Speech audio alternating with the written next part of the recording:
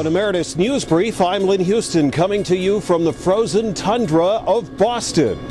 Economic signals mixed. The Consumer Price Index released on Friday shows prices were up 0.5 point in December.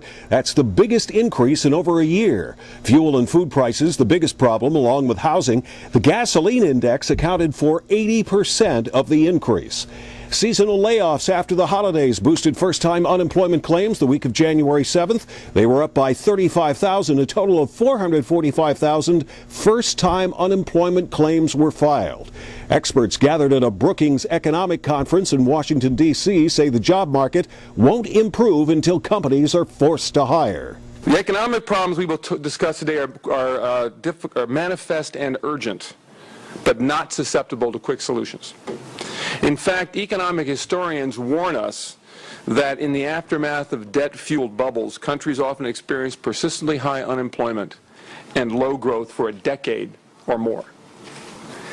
To avoid that fate, we must work in earnest to construct ways to put the millions and millions of unemployed and underemployed Americans back to work.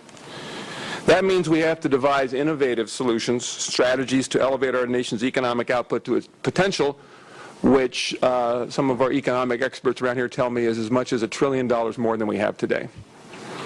It seems clear that this must be driven by innovation at all levels, by advances, for instance, in basic science, technology, industries of the future, process efficiencies, revolutionary business models, as well as, and this is very important, supporting innovations in capital formation, the delivery of public services, and approaches to institutional governance. Ford announcing during the International Auto Show in Detroit that it would hire 7,000 more at manufacturing facilities in the U.S.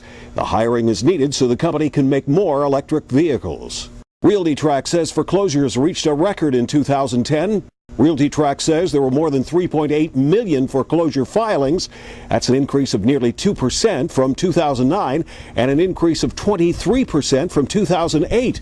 No more constables at our door. 1, 2, 3, 4. No more constables at our door. Frequent protests here in Boston by a foreclosure prevention advocacy group called Vita Urbana have kept some families in their homes. This protest was held outside a Boston court where hundreds of foreclosures have been filed over the past 2 years. The penalty for not paying your mortgage is foreclosure.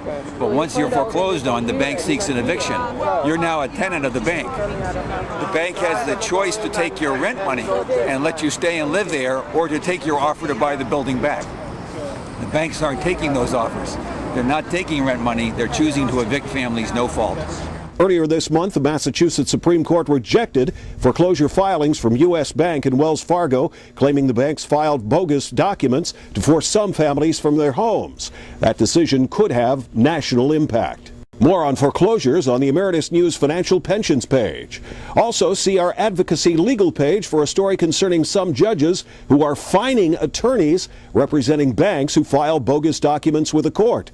A just-released report says homelessness in the U.S. is rising. From 2008 to 2009, a majority, 31 of the 50 states and the District of Columbia, had increases in their homeless counts. The largest increase was Louisiana, where the homeless population doubled. The latest on the biggest issues and public policy at EMERITUSnews.com. And live 24 hours a day, 7 days a week on the Emeritus News channel at livestream.com.